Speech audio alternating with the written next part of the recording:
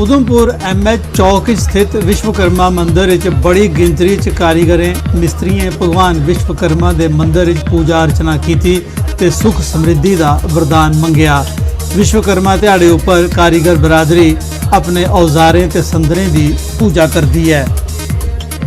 तो दिखा रहे हो कि सवेरे दे गए भगवान विश्वकर्मा जी साढ़े जेड़े श्रद्धालु न मिस्त्री भरा साढ़े इंजीनियर भरा मजदूर भरा वो सारे सवेरे दे गए देखो तुस दिखा कितनी लंबियां कतारां लगी दियां न। चाहते हैं कि साढ़ा जेड़ा देश है वो तरक्की करे। विश्वकर्मा दिहाड़े के मौके उपर सांबा के हरि सिंह चौक स्थित विश्वकर्मा मंदिर ते विश्वकर्मा मंदिर विजयपुर विच बड़े आयोजन होए। मंदिरें च कारीगर बरादरी आसिया जग किया गया। इस दे अलावा सत्संग ते पूजा पाठ किया गया। बड़ी गिनतरी च कारीगर बरादरी ने मंदिरें च हाजरी दी, मत्था टेकिया ते आशीर्वाद प्राप्त किया। इस मौके भंडारा भी लाया गया। ये अस जेह्ड़ा ध्याड़ा मनाने आ, इस ध्याड़े विच सारा मतलब यह है कि टैक्नीकल जेह्ड़े लोग न टैक्नीकल लोग इस ध्याड़े बड़े मनाते विश्वकर्मा भगवान गी और पूरे हिंदुस्तान च मनाते हैं और सारी रियासत च भी बड़ा अच्छा मनाते हैं। और जदों दा असें मंदिर साढ़े लोकें तैयार कीते दा और जदों दा बड़े धूमधाम कन्नै हज़ारों च लोग कट्ठे होई आंदे न। सांबा जिले च 11 सितंबर शाह शुरू होए दा स्वच्छता ही सेवा अभियान समाप्त हो गया है। इस संबंध which government degree college Samba च समापन समारोह आयोजित किया गया।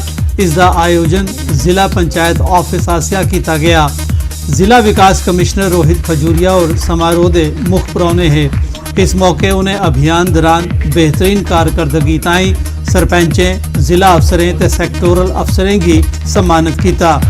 बीरपुर अपर पंचायत बड़ी ब्राह्मणा की सर्वश्रेष्ठ पंचायत आस्ते वीना जमवाल की सम्मानित किया गया, जबकि म्यूनसिपल कमेटी सांबा की भी सर्वश्रेष्ठ मिथ्या गया। आज का फंक्शन जो था, ये जो स्वच्छ भारत जन आंदोलन था, ये 11 तारीख को जो प्रारंभ हुआ था 11 सितंबर को, आज उसका कंक्लूजन था। तो जिन लोगों ने इसमें अच्छा परफॉर्म किया है, अच्छे से पार्टिसिपेट किया है, उन लोगों को हमने रिकॉग्नाइज करके उनको छोटे छोटे मोमेंटो दिए हैं। बिल्कुल ये जारी रहेगा। असल में ये कैंपेन है कि प्लास्टिक को एरेडिकेट करना सिस्टम से, तो उसके लिए कोशिश की जा रही है और कोशिश जारी रहेगी। विश्वकर्मा जयंती के मौके पर कठुआ च बख-बख कार्यक्रम आयोजित करिए विश्वकर्मा दिहाड़ा मनाया गया। इस मौके एक शोभा यात्रा का आयोजन विश्वकर्मा सभा कठुआ आसिया किया गया। शोभा यात्रा च कारीगर बरादरी के अलावा होरने लोकें भी हिस्सा लेता।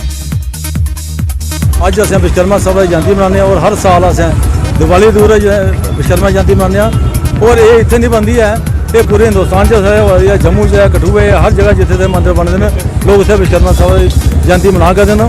और मैं आखना कि लोगों की सारे बढ़ चढ़ी आन इतने और हर समाज के वर्ग लोग जोड़े भी इस गल कन्नै जुड़े हैं, जोड़े भी टेक्निकल काम करते हैं, चाहे वो किसी धर्म का चाहे किसी जात का है, इतने मंदिर आइए मत्था टेकते हैं। साढ़े कन्नै सारे लोग साढ़े कन्नै आए ना। इस साल भी असें विश्वकर्मा पूजा जी दिवाली के दूसरे दिन मनाने अं तो बड़ी हर्षोल्लास कन्नै मनाई जाती है। तो क्योंकि बीइंग टैक्नीकल बच्चे साढ़े टैक्नीकल जॉब करते हैं, विश्वकर्मा जी महाराज साढ़े टैक्नीकल लोगों के गुरु ईस्ट देव है, उन्हें की मनते उनके श्रद्धा भाव रखिए कि बच्चे साढ़े उन्हें अं हमेशा ये दसने कि बच्चे इन्हें की अपना एक ईस्ट मनिए अपना काम जरा टेक्निकल काम कर ईस्ट देव ने अस इन्हें गुरु मनने, इन्हें की समझी अस जिसले भी आने कोई मत्था टेकिए इंदे कोला इंदी गाइडलाइन के उपर गया तो बच्चों की अस गाइडलाइन दिन्ने कि वो इन्ने अच्छे निर्माता है तो तुस भी उनके नक्शे कदम पर चलिए कोई अच्छे कारीगर बनो जेडे समाज का सुधार करन और अपना भी मतलब कि फैमिली का पालन पोषण कर सकते आराम करना टैक्निकल काम सीखे। BSF हैडकुआटर रजौरी BSF के जवाने दिवाली बड़े जोश ते जज्बे कन्नै मनाई। इस मौके DIG BSF भी जवाने की खुशी शामिल होए। जवाने का गलाना है जे अपने अपने घर परिवार से दूर होने के बावजूद वो कट्ठे रलिए दिवाली मना कर देन।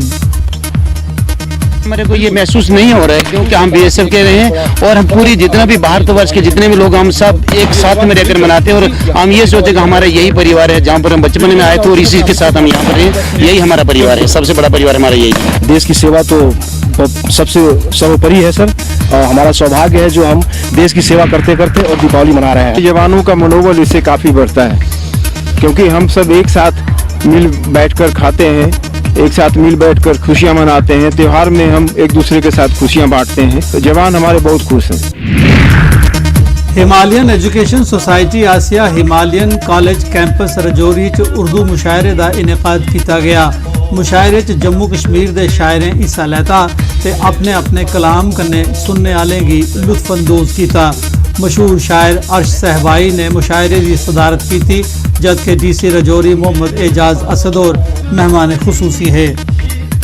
रियासत भर से लोग जहाँ बड़े शोरा मौजूद हैं। आज की जो अदबी नशिस्त है इसकी सदारत एक नामी ग्रामी उर्दू शायर अर्श सहबाई साहब कर रहे हैं, जो एक लगभग 85 साल उनकी उम्र है और एक लंबे अरसे से वो इस खित्ते की खिदमत कर रहे हैं, इस उर्दू ज़ुबान की खिदमत कर रहे हैं और न सिर्फ कौमी सतह पर बल्कि बैनुल-अक़वामी सतह